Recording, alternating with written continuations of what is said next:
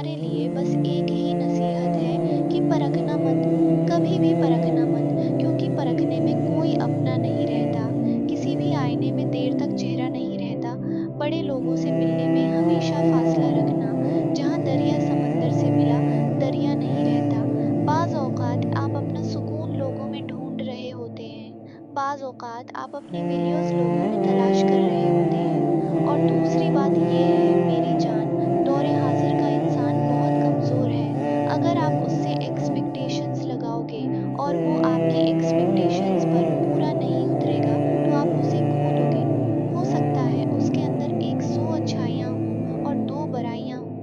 आपको अगर उसकी 100 अच्छाइयाँ